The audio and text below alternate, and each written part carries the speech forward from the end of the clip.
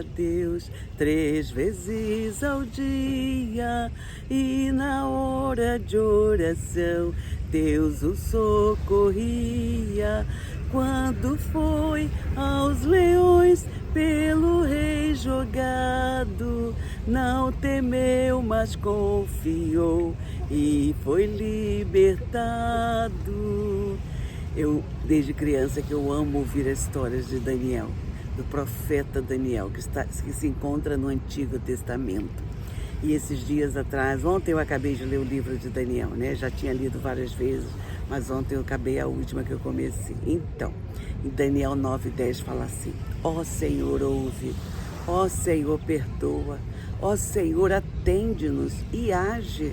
Não te retardes por amor de ti mesmo, ó Deus meu, porque a tua cidade e o teu povo são chamados pelo teu nome. Daniel, ele sempre apresentava para Deus ele como sendo um intercessor pelo povo de Israel, né? Porque ele era um dos cativos, ele estava na Babilônia e ele era um dos cativos de Judá. Ele foi levado para lá muito jovenzinho e ele resolveu em seu coração não se contaminar com as iguarias do rei. E ele, com seus 3 amigos, eles fizeram ali uma vida, vivenciaram um período em suas vidas de jovens fortes, né? Que amavam verdadeiramente a Deus e temiam ao Senhor e a sua palavra.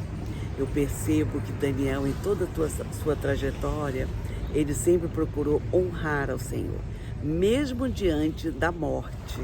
No caso aí, eles estavam tentando uma lei para que proibisse qualquer pessoa de buscar a outro Deus, né, que não fosse o Deus de Nabucodonosor ou qualquer outra coisa que não fosse a cultura deles. E todo mundo sabia que Daniel orava a Deus. Ele orava 3 vezes ao dia. E fizeram essa lei, levaram as pessoas que tinham inveja dele, fizeram essa lei, levaram para o rei e o rei assinou. E decreto de rei, vocês sabem que não pode ser mudado, né? Uma vez que foi escrito, selado pelo selo do rei, não tem mais volta, né? Então, Daniel teria que comparecer diante do rei. E o rei falou: é verdade, Daniel, que você estava ajoelhado orando ao seu Deus? Ele: sim, rei, estava. Aí o rei falou: então você vai ter que ir para a Cova dos Leões. E o rei gostava muito de Daniel. Ele gostava muito, porque ele sabia que Daniel era uma pessoa sábia desde a sua juventude. E aí, infelizmente, ele mandou que jogasse Daniel nas Covas dos Leões. E ele foi para a cova, né? Quando chegou lá, depois de um tempo, o rei não conseguia dormir à noite. Aí ele chegou lá e falou: Daniel, servo do Deus Altíssimo, seria o caso de tu estares aí? Daniel: sim, rei, estou aqui. E o rei se alegrou, o rei ficou feliz, porque Daniel ainda estava vivo, né? E ele saiu, e o próprio rei fez um novo decreto, que todos do seu reino e das outras nações soubessem que o Deus de Daniel é o Deus verdadeiro, é o Deus Altíssimo, e que deviam temê-lo, porque de fato ele é Deus, pois ele cuida, protege, salva e liberta. Interessante a gente entender como que Daniel foi zeloso para com Deus, né? Daniel mais uma vez entrou na brecha pelo povo, né? Da sua descendência, que era o povo hebreu. E ele estava orando a Deus, pedindo um milagre para Deus pelo seu povo, porque ele tinha tido um sonho que ele não tinha interpretação. E um dia ele estava orando, resolveu em seu coração ficar 21 dias, deixar de comer as iguarias do rei, bebidas, nada disso ele faria, porque ele resolveu se colocar diante de Deus e buscar a presença de Deus para entender aquele sonho que ele tivera. Foi então que um dia Daniel estava lá tranquilamente, né? E ele chegou uma pessoa, a Bíblia diz, o livro de Daniel afirma que chegou uma pessoa com roupas de linho perto dele e disse: não temas, homem muito amado, Pai seja contigo, sê forte. Ao falar ele comigo, disse Daniel, fiquei fortalecido e disse: Fale, meu Senhor, pois me fortaleces. Olha que lindo, né?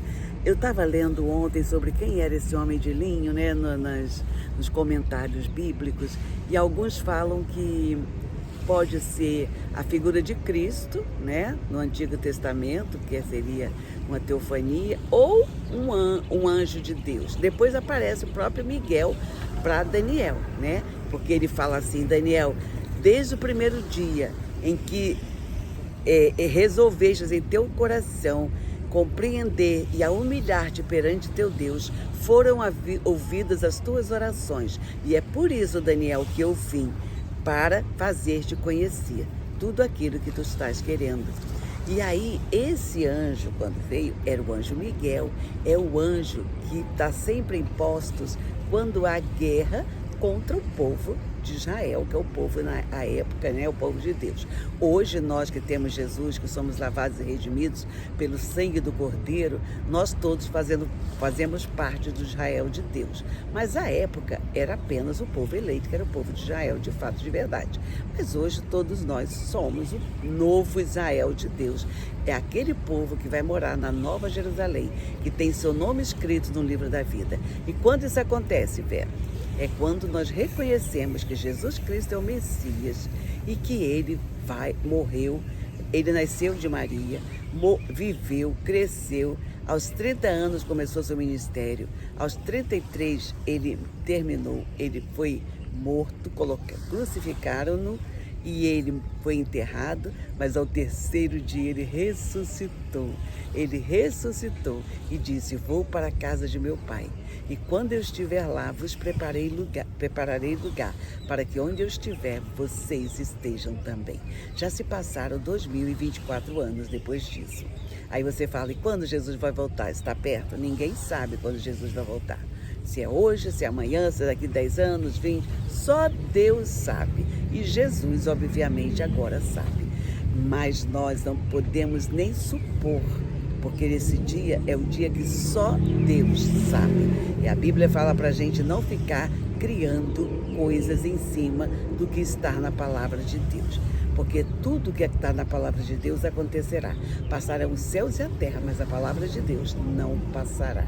Então, é importante que a gente esteja atento ao que Deus está escrevendo na sua palavra. O livro de Daniel se referia aos tempos do fim, com certeza.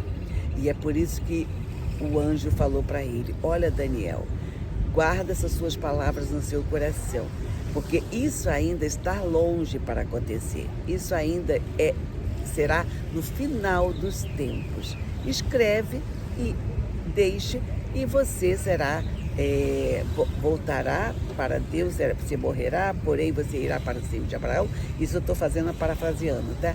Mas no final dos tempos você receberá a sua herança, a sua honra, que é a herança que Deus tem para todos os filhos dele.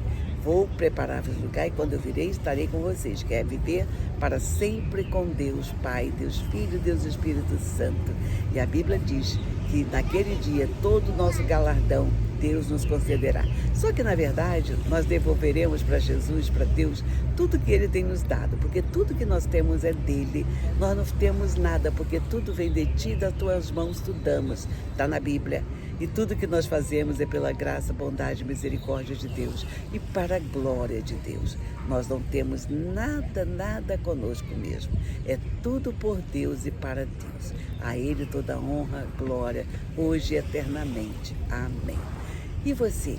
Tem convicção plena de que você já está com seu nome escrito no livro da vida?